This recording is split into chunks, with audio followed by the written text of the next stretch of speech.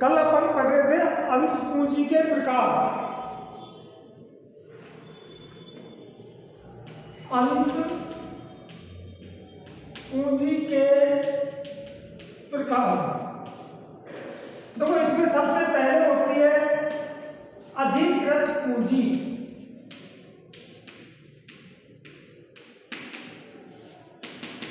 Authorised capital. इस पूंजी को अपन रजिस्टर्ड पूंजी, पंजीकृत पूंजी भी बोलते हैं। पंजीकृत पूंजी ये पूंजी कंपनी के जीवन काल में, यानी जितनी कुल पूंजी होती है वो पूंजी होती है। जब कंपनी का समामेलन होता है तो समामेलन के समय कंपनी अपने समामेलन पत्र में एक पूंजी वाक्य होता है जिसको बोलते हैं पूंजी वाक्य। इस पूंजी वाक्य में इस पूंजी का वर्णन करती है कि कंपनी अपने जीवन काल में इतनी पूंजी रखेगी। जैसे मान लो किसी कंपनी की 1 करोड़ पूंजी है, 1 करोड़ रुपए, तो ये इसकी अधिकृत पूंजी होगी। अब ये मान लो 100 रुपए वाले प्रति अंश के हिसाब से है तो कितनी होगी? 1 लाख अंश होगी। कितने अंशों में विभाजित होगी? 1 लाख अंशों में विभाजित होगी और एक अंश कितने का है? 100 रुपए का। तो ये कितनी पूंजी होगी? 1 करोड़। ये इससे ज्यादा कंपनी निर्गमन नहीं कर सकती, इससे ज्यादा पूंजी कंपनी नहीं रख सकती, तो इसको बोलते हैं पंजीकृत पूंजी। तो इसमें लिख लो कंपनी अपने समामेलन के समय पूंजी वाक्य में जिस पूंजी का वर्णन करती है उसे अधिकृत पूंजी कहते हैं। कंपनी द्वारा इस पूंजी से अधिक पूंजी का निर्गमन नहीं किया जा सकता है। यानी अपने जीवन काल में कंपनी के द्वारा केवल 1 लाख अंशों का निर्गमन किया जाएगा। सेकंड होती है निर्गमित पूंजी।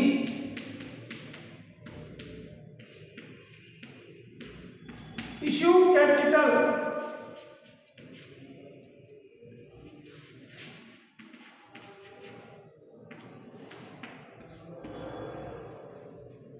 कंपनी द्वारा जिस पूंजी का निर्गमन किया जाता है जनता में उसको बोलते हैं निर्गमित पूंजी। तो ये पूंजी जो होती है वो अधिकृत पूंजी का हिस्सा होती है।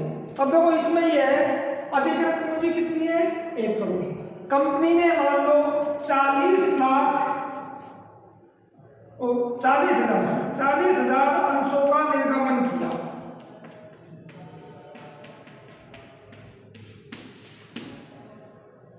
कितनी कंपनी की पूंजी कितनी थी? 1 लाख।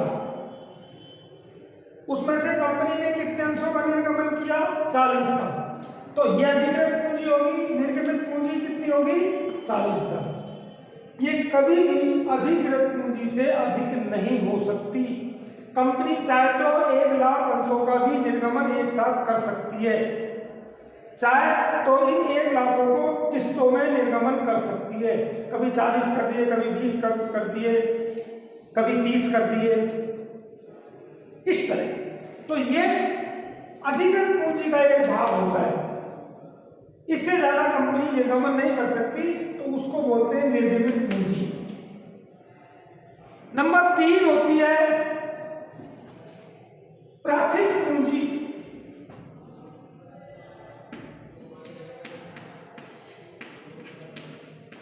प्राथमिक पूंजी इसको बोलते हैं सब्सक्रिप्शन कैपिटल। अब देखो इसमें क्या होता है, आपने कितने अंशों का निर्गमन किया? 40 का।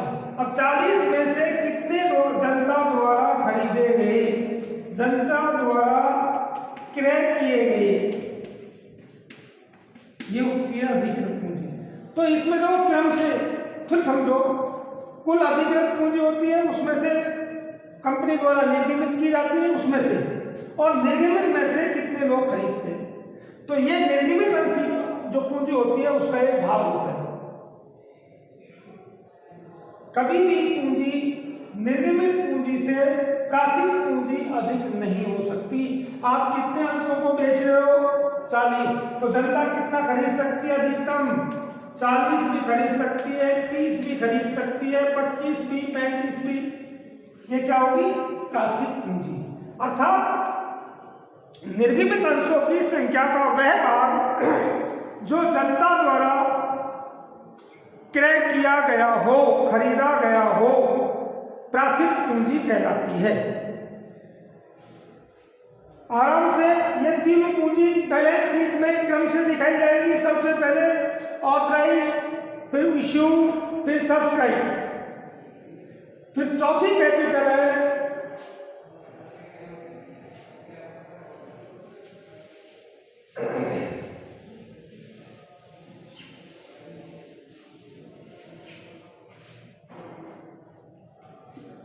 मांगी गई पूंजी।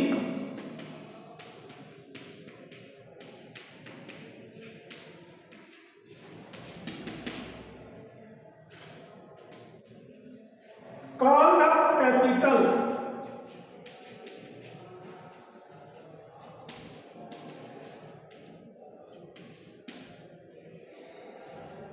यानी प्राथिक पूंजी। अब देखो प्राथिक पूंजी, जैसे मान लो अपने अंशों का निर्गमन किया 40,000 और जनता ने कितने खरीदे? 40,000। अब 40,000 में से अपन ने कितनी पूंजी मांगी है? एक अंश कितने का था? 100 का। अब 100 रुपये को अपन एक साथ मांगे, कोई जरूरी नहीं है। एक बार 30 मांग लिए, एक बार 40 मांग लिए, एक बार 20 मांग लिए, एक बार 10 मांग लिए। तो अपन ने मान लो 70 रुपये मांगे, 30 नहीं मांगे, तो ये मांगी गई पूंजी कहलाती है। यानी निर्गमित पूंजी का प्राथिक पूंजी का वह भाग जो निर्गमित अंशों से मांगा गया, यानी जनता से मांगी गई है। ये मांगी गई है, प्राप्त नहीं है, मांगी गई है। पांचवी होती है प्रदत्त पूंजी। ये सब एक दूसरे से जुड़ी हुई है, इसको बोलते हैं पेड अप कैपिटल।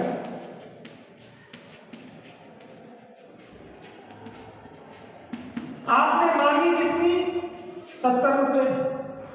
कितने अंश डाले थे? 40। तो 40,000 इंटू 70 बराबर 28 लाख। मांगा कितना? 28 लाख। जनता ने 70 रुपए नहीं दिए, किसी ने 50 दिए, किसी ने 60 दिए, किसी ने 65 दिए, किसी ने 40 दिए। तो जितनी प्राप्त होती है उस पूंजी को प्रदत्त पूंजी कहते हैं। तो देखो समझ लो, मांगी गई पूंजी, मांगी गई में से कितनी राशि प्राप्त होती है उसको बोलते हैं प्रदत्त पूंजी। तो इसमें लिख लो, मांगी गई पूंजी में से, या मांगी गई पूंजी का वह भाग,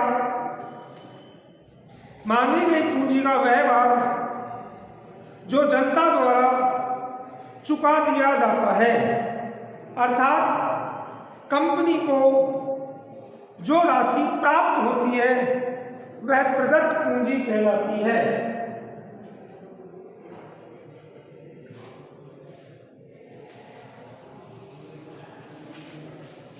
अब प्रदत्त पूंजी छठी है बकाया माल। प्राप्त हो जाती है वो कौन सी है? प्रदत्त। और जो नहीं प्राप्त होती है वो होती है बकाया माल। देखो इसमें दो चीज है, एक तो मांगी जाए और प्राप्त नहीं हो। एक नहीं मांगी जाए तो नहीं मांगी गई हो वो अलग है, ये मांग तो ली लेकिन प्राप्त नहीं हुई। और जो प्राप्त होती है वो प्रदत्त, और जो नहीं प्राप्त होती है वो बकाया। तो इसमें लिखो, प्राथिक पूंजी का वह भाग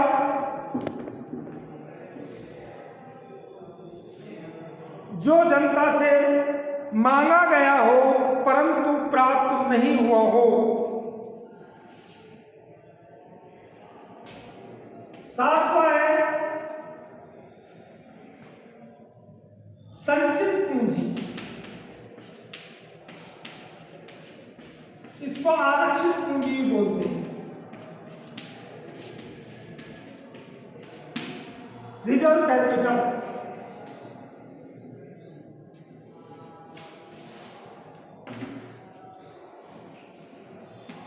रिजर्व कैपिटल देखो ये समझने की चीज है। इसमें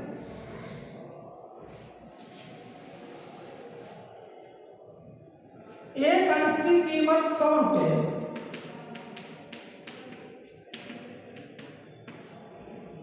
एक अंश की कीमत कितनी है? 100 रुपए। कंपनी द्वारा 70 रुपए मांग लिया गया, ये मांगी गई पूंजी कहलाएगी, और 30 रुपए न मांगी गई पूंजी कहलाएगी। अब ये जो 30 रुपए नहीं मांगे कंपनी द्वारा, इन 30 रुपए को कंपनी किसमें डाल देती है? संचित पूंजी में डाल देती है, रिजर्व कर देती है कि जब भी आवश्यकता पड़ेगी तब इसको मांग लिया जाएगा। तो इसमें लिख लो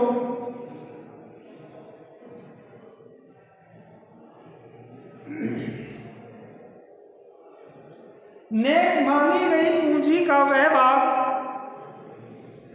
ने मांगी गई पूंजी का वह भाग जो कंपनी द्वारा सामान्यतः कंपनी के समापन पर मांगा जाता है, समापन पर मांगा जाता है, आरक्षित या संचित पूंजी कहलाता है। तो इसमें कंपनी क्या करती है? एक कंपनी ने 30 रुपए नहीं मांगे और मान लो उस कंपनी के 10,000 अंश है। कितने अंश है? 10,000। एक अंश से कितना नहीं मांगा गया? 30। तो कितने रुपए हो गए? 3 लाख रुपए संचित पूंजी हो गई। अब कंपनी क्या करती है? समय समय पर जो उसकी फाइनेंशियल वित्तीय संस्थाएं जो होती है, जैसे बैंक है या कोई भी जो भी फाइनेंस करती है, उनको ये इंश्योरेंस करती है, यानी उनको ये आश्वासन देती है कि हमारे पास 3 लाख की पूंजी तो हमेशा पड़ी रहती है, क्योंकि कंपनी जब चाहे 30 रुपये मांग सकती है संस्थानी से। तो गुड फेथ में आकर के कोई भी कंपनी जो फाइनेंस कंपनी है वो इनको ऋण उपलब्ध करा देती है, और ये इसी 3 लाख की वजह से 2 या 3 कंपनियों से, फाइनेंस कंपनियों से ऋण ले लेते हैं और अपना काम चलाते हैं। कंपनी या बैंक ऋण इस वजह से देती है कि इनके पास 3 लाख तो रिजर्व में पड़े, इसलिए डूबने का तो कोई मतलब ही नहीं है। 3 लाख रुपए दे देंगे, अधिकारियों से ले लेंगे, हमें दे देंगे, इसलिए इसको आरक्षित पूंजी कहा जाता है, इसको रिजर्व रखा जाता है।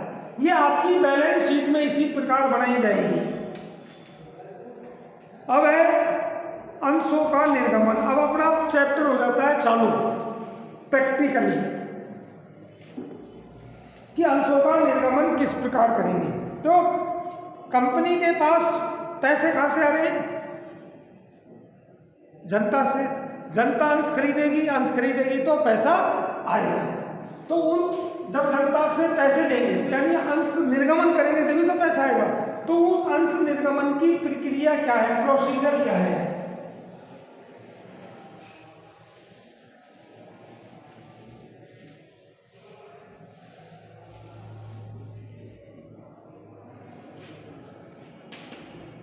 अंश निर्गमन की प्रक्रिया, प्रोसीजर। देखो, आप कॉलेज में एडमिशन लेने जाते हो, फर्स्ट ईयर में जाओगे तो एक प्रोसीजर के अंतर्गत आपको एडमिशन मिलेगा।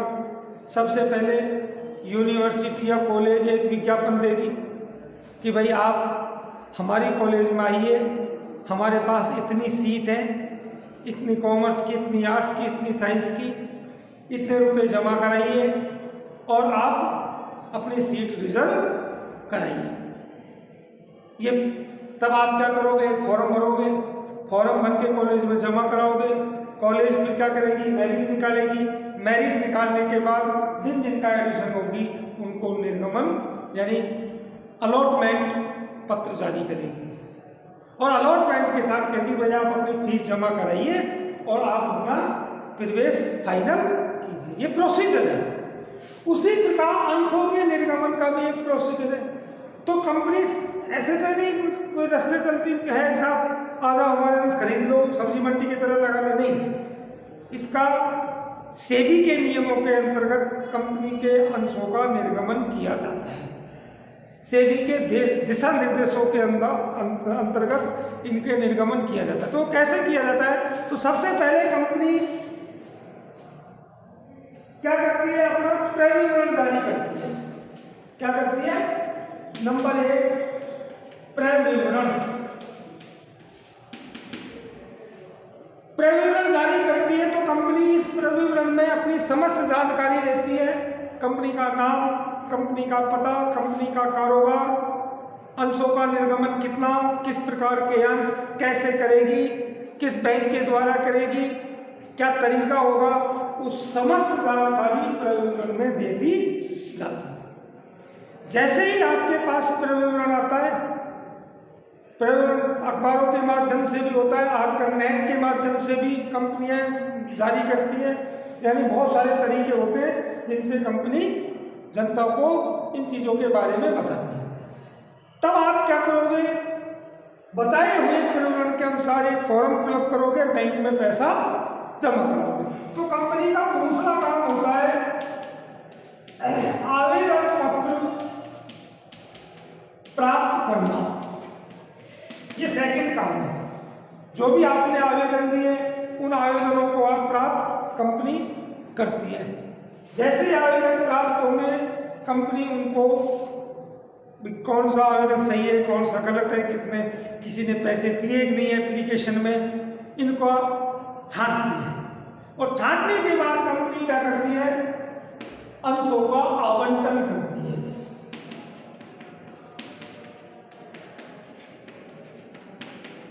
आवंटन करना, अलॉटमेंट। कंपनी अलॉटमेंट करती है, भाई आपके पत्र प्राप्त हुए और हमने आपको अपनी कंपनी का सदस्य बना दिया है, अर्थात आप अलॉटमेंट पत्र जारी करती है, अलॉटमेंट की राशि प्राप्त करती है। आवंटन करना और आवंटन की राशि प्राप्त करना, यह कंपनी का प्राथमिक कार्य है। क्रय जारी करना, आवेदन पत्र प्राप्त करना, फिर आवंटन जारी करना, आवंटन की राशि प्राप्त करना। उसके बाद कंपनी अन्य मांगना व प्राप्त करना, ये दोनों काम करती है। मांगती है क्योंकि कई बार क्या है, कंपनी किस्तों में भी पैसे मांग लेती है। 100 रुपये का अंश है तो 100 रुपये को 2 बार, 3 बार, 4 बार मांग लेती है। कई बार 5 बार भी मांग लेती है, कई बार 3 बार मांग लेती है, कई बार 2 बार मांग लेती है, कई बार 1 बार भी मांग लेती है। तो ये प्रोसीजर है कंपनी। अब है इसमें अंशों का जो निर्गमन होता है वो कैसे कैसे किया जाता है, नकद में किया जाता है या उसके लिए किया जाता है। तो 2 तरीके हैं।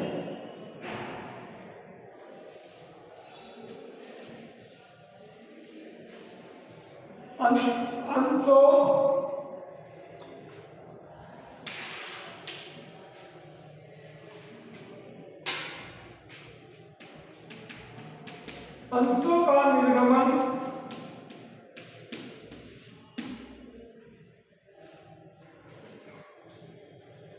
ये 2 प्रकार से किया जाता है। एक, रोकड़ के अतिरिक्त अन्य प्रतिफल के बदले। कई बार कंपनी मशीन ले लेती है, मशीन खरीद लेती है और अपने अंश दे देती है। कई बार कंपनी बिल्डिंग खरीद लेती है और अपना अंश दे देती है। दूसरा होता है रोकड़ प्राप्त करने के लिए अंशों का निर्गमन। ये दो तरीके हैं, या तो कैश प्राप्त करने के लिए करती है कंपनी या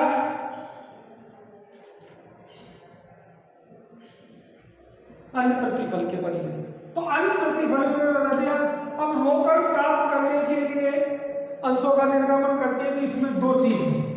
एक तो एक साथ संपूर्ण राशि प्राप्त करना।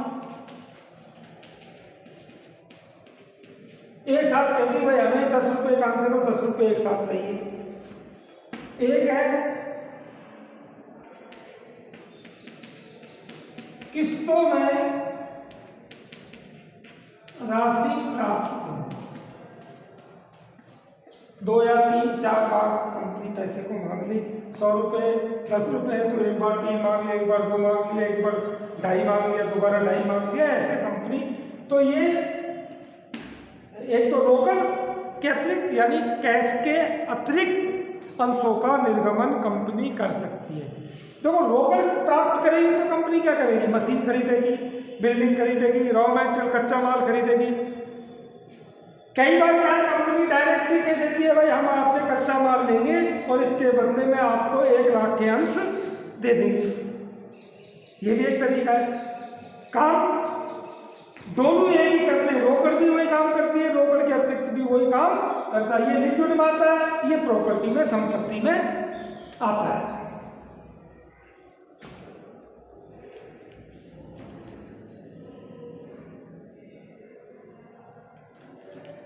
अब इनके बाद कल बताएंगे अंशों का निर्गमन सममूल्य पर, बट्टे पर या प्रीमियम पर। कल एंट्री चालू कर देंगे।